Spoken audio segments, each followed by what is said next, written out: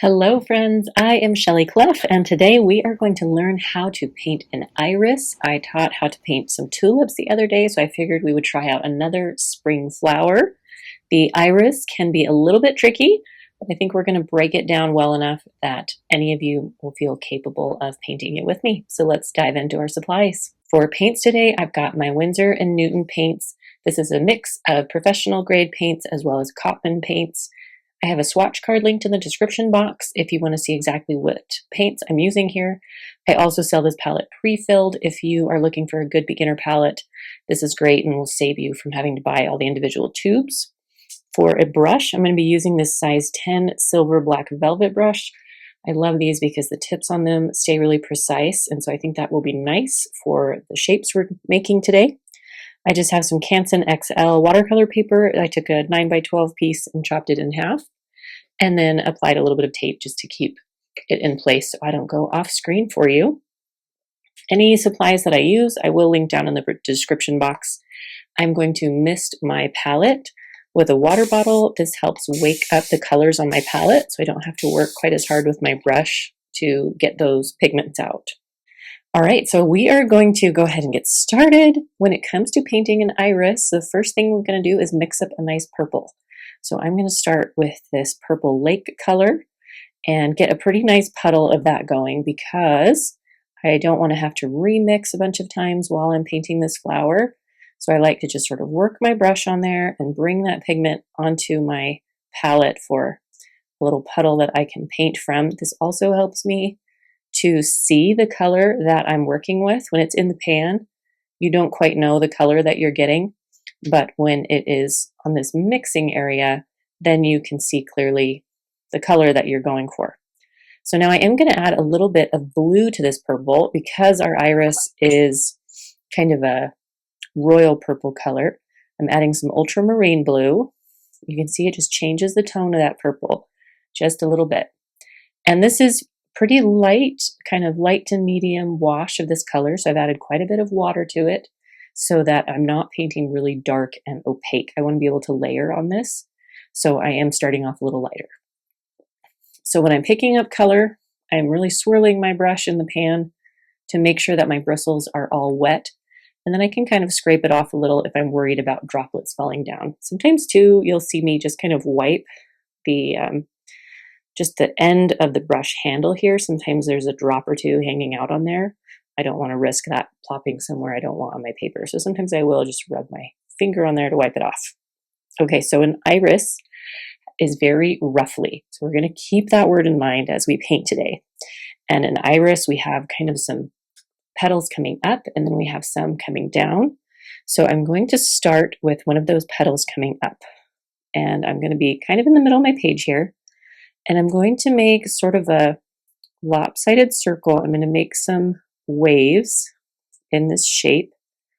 I want to do a few waves. This is really helping to create that sort of ruffled feel.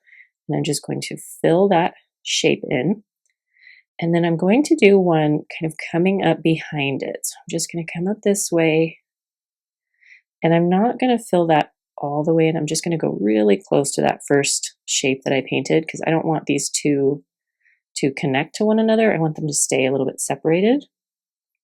Just going to bring that down and bring this down a little bit more so it kind of comes to a base. And then irises have, it's almost like a tongue of a petal that falls down. And I'm going to do that by painting down this way. Again, sort of grabbing some ruffles and tapering back up. And then I'm going to have one kind of coming off to the other side. So we're going to come out this way, make some waves and ruffle it in, tapering it back in towards that middle. And then here, I am going to do one more petal, like there's one falling off kind of back here. Just going to make it fairly small,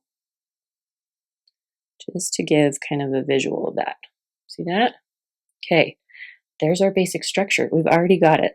Now, while this is still a little wet, I'm going to grab a little bit of ultramarine blue, and I'm just going to run, ooh, that was kind of strong.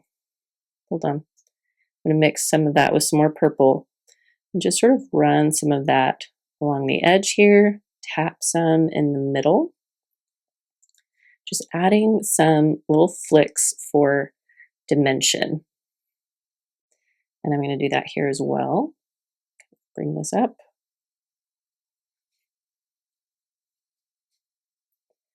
And then over here.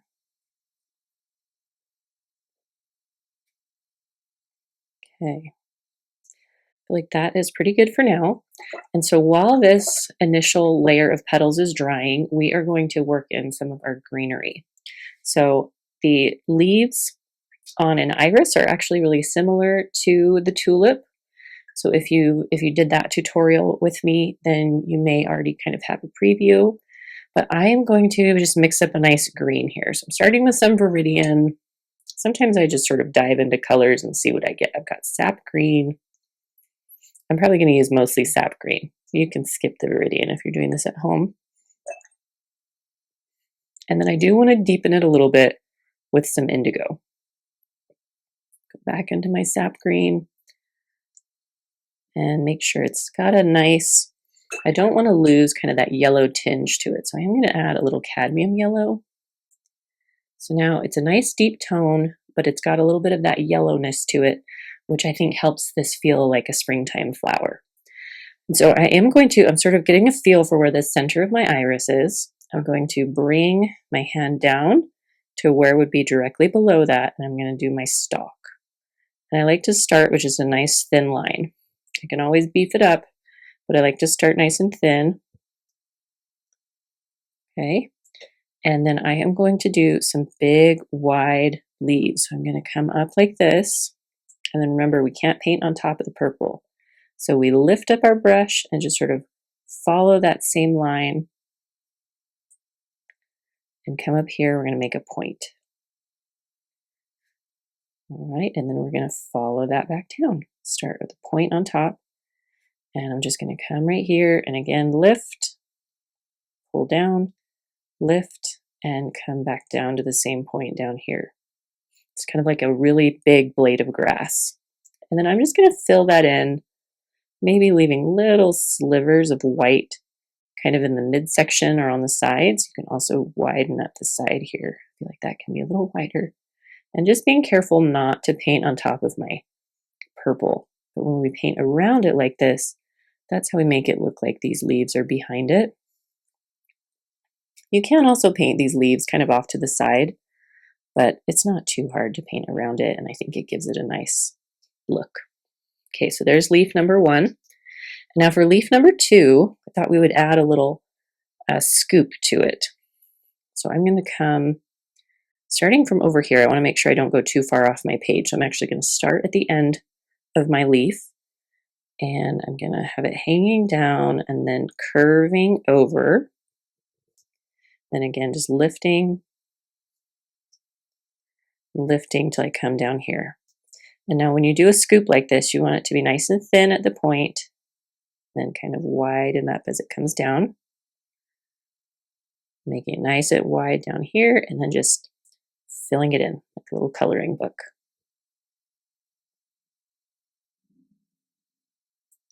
So this black velvet brush has a really nice springy tip on it.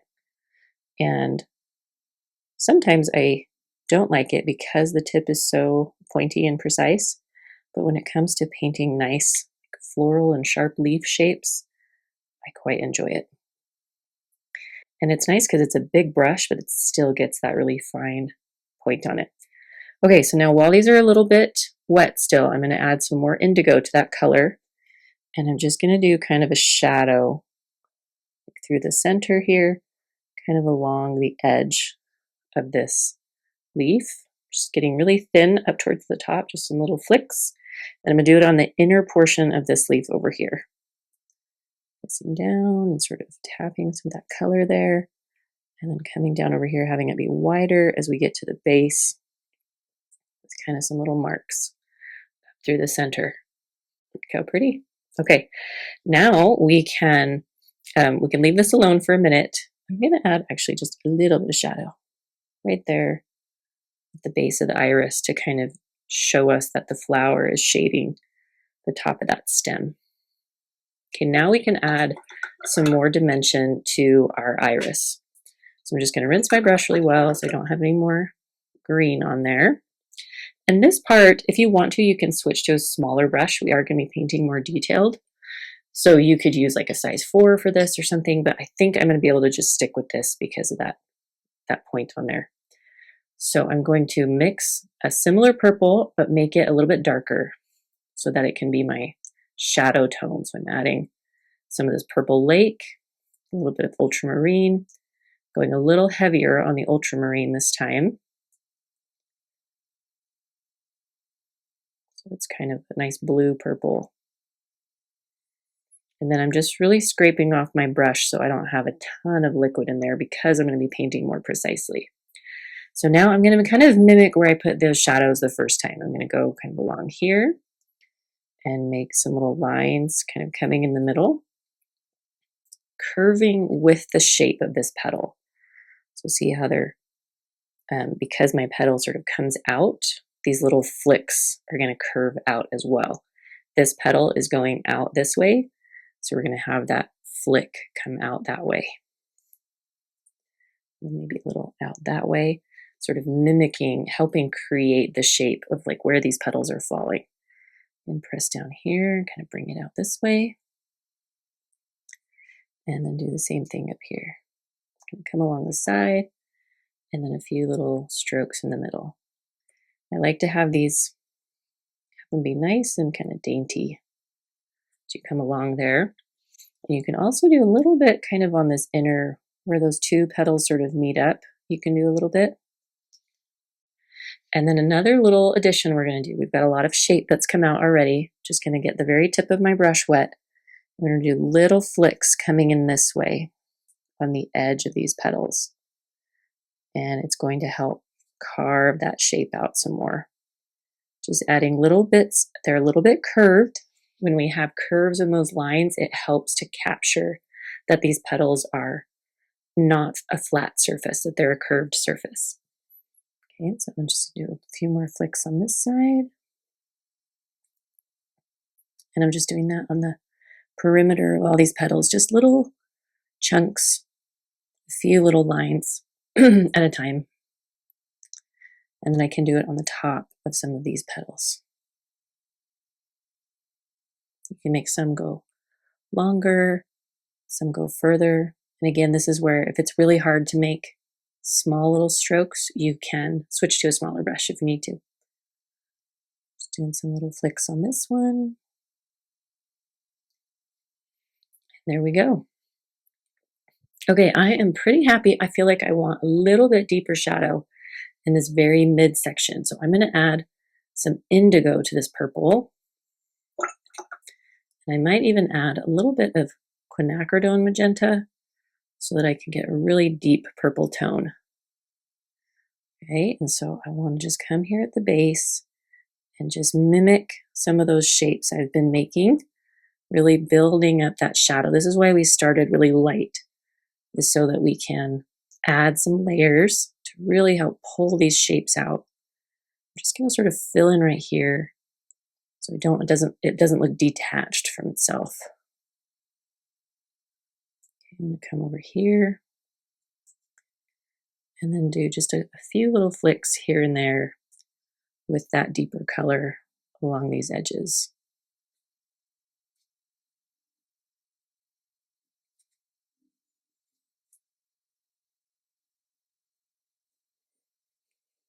I might do kind of a little bit here. Sometimes I like to do a little extra shadowing along the edge of where two petals are meeting up, just to help carve out that they're two different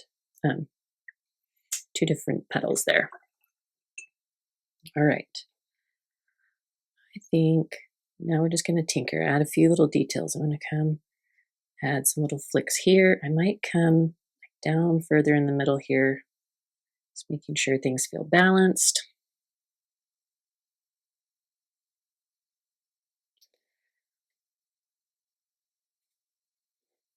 I'm just smoothing out some of that color kind of puddled, and I just want to smooth that out. All right, I think I'm happy with that. And now I'm going to add just a little bit more shadow onto my leaves as well. So again, kind of going in with that indigo color, adding some sap green to it, and then just rehearsing some of those same areas we did before, and then we're just making sure that these marks are a little more defined,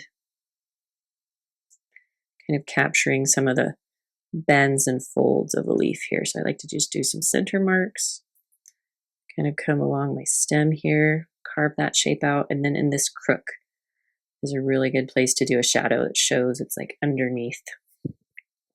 And then I might do a line right there. All right, and there we have it. All right, so I am just going to let this dry completely, and then we will show you what it looks like once it's all dry.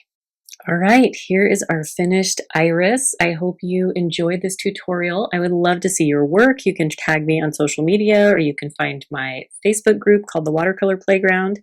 I am so grateful that you guys are here on the channel with me. Thank you so much for watching. Please subscribe if you haven't yet, and we will see you all in the next video. Thank you.